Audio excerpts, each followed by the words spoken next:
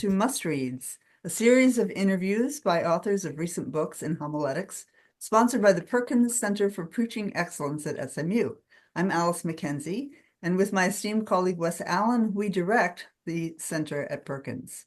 And we like to interview people who've written books recently that are eminently helpful for pastors. And so today, I am very pleased to welcome my friend and colleague, Leah Schade, to be our guest. And she is the Associate Professor of Preaching and Worship at Lexington Theological Seminary in Kentucky. She is an ordained Lutheran minister in the Evangelical Lutheran Church of America, who has pastored a variety of congregations. It would take me less time to say where you've pastored than where you haven't. I mean, there's been a lot of places. So many contexts which richly inform her work, suburban, urban, and rural. She's the author of Preaching in the Purple Zone in 2019, Ministry in the Red-Blue Divide, and many other things since then. But I'm going to focus today on her most recent book published by Rowan and Littlefield, which is entitled Preaching and Social Issues, Tools and Tactics for Empowering Your Prophetic Voice, 2025. And if I've ever seen a title that more perfectly captures what the book's about, I don't know, because that's it. It is. And here it is. You see it has underlinings, and it already has a coffee stain, and it has Post-it notes. So that is a good thing to see in a book. Yes. that's well used. That's a sign of a practical, helpful book. So to start out with, then, when we use the term prophetic preaching, some people think, oh, well, that means predicting the future. Or, oh, well, wait, that means finger wagging and ranting.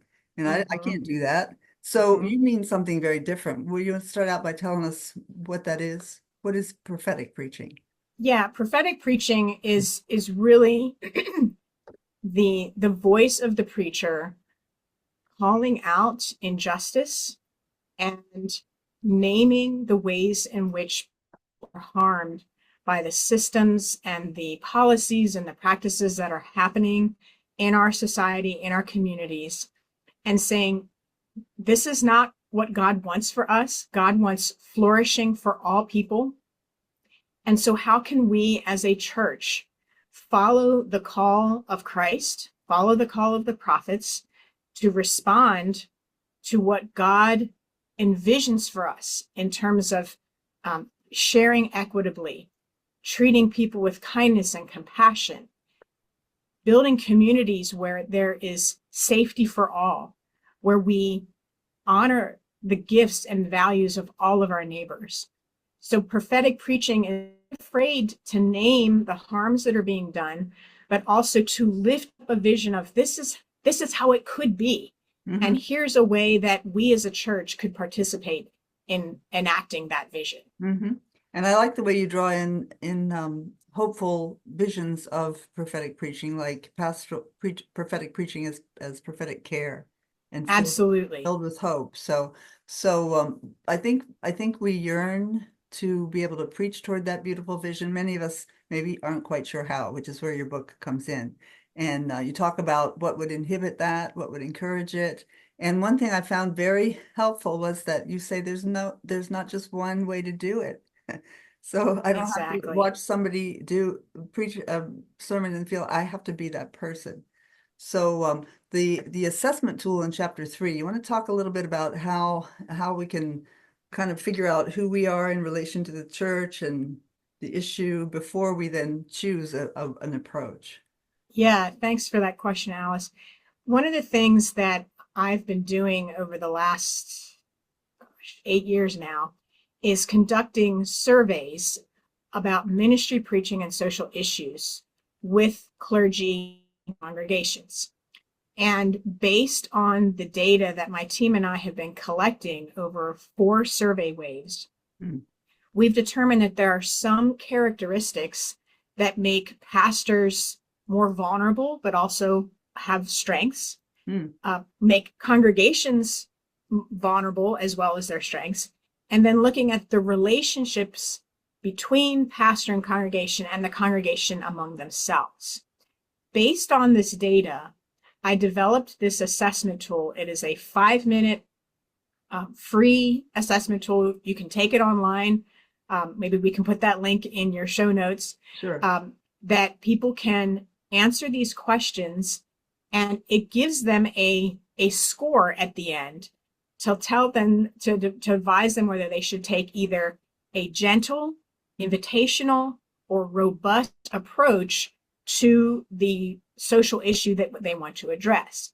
And then in the book, I provide 3 different strategies for each of those 3 approaches. So there's 9 different ways that a preacher could think about how they want to preach on a particular social issue. Maybe take some ideas from different things and combine it in a way that works for them and their context. Okay, so I don't have to say, okay, I'm going to be a gentle preacher, or I'm going to be a invitational, or I'm going to be robust. It has to do with, it's more specific to the occasion, the text, and my relationship. Is that right? Yes. One of the things that I've found out by working with this tool with students is that things can change in a congregation very quickly. You might think that you would want to take an invitational approach to a sermon about a particular social issue, but maybe there's a crisis going on in the church.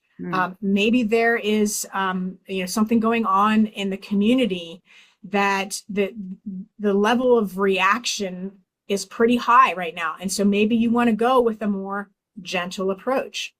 On the other hand, maybe on one particular topic, you want to take a more gentle approach, but on a different topic where you know this congregation has been engaged on this issue for a long time, they've done the studying, they've done the work, they've already been doing some activism on it, and so you can take a more robust approach for that sermon.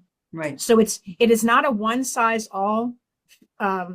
fits all tool. It really is a means to assess where we are right now in our congregation and adjust as needed for the topic and the times. It sounds like wisdom. That's what I'm hoping. Yes. Like, for example, the gentle approach then would be, see if I'm getting this right, would be I would share my own struggles with the topic. I would create solidarity with them. And then the invitational would be more maybe sharing stories, create empathy. And then if I'm hearing this right, the robust is like a more direct, perhaps call to action, motivation. Yes. Yes. Yeah. So the gentle approach is really about being very clear that this is not that finger wagging thing, and it's not to try to get a reaction out of people. It is to simply say it's okay for us as a congregation to talk about these difficult issues because the Bible talks about it. And we can learn from the Bible about this. And so let's take some steps into this. Together. Whereas an invitation together, exactly. An invitational goes a step further and says, let's actually dialogue about this. Let's think about what are the outside forces that are impinging on this topic. What are the systems that are underlying things that maybe are invisible to us that we need to pay attention to? And also think about what is our history as a congregation, and what's our mission now, and how does that build into what we want to be as a church in the future? So that's all part of the invitational approach. And then, yes, the robust approach, you don't have to code switch. You don't have to go soft. This is for a congregation that either their lived experience is with this particular issue, and they need a word from the preacher that equips them for justice, empowers them, makes them feel like, okay, we can draw together and really do this work. So that's the robust approach. Well, and just as a promo for what people will get from the book, you have wonderful examples of these approaches with 3 key issues: immigration, Christian nationalism, and systemic racism.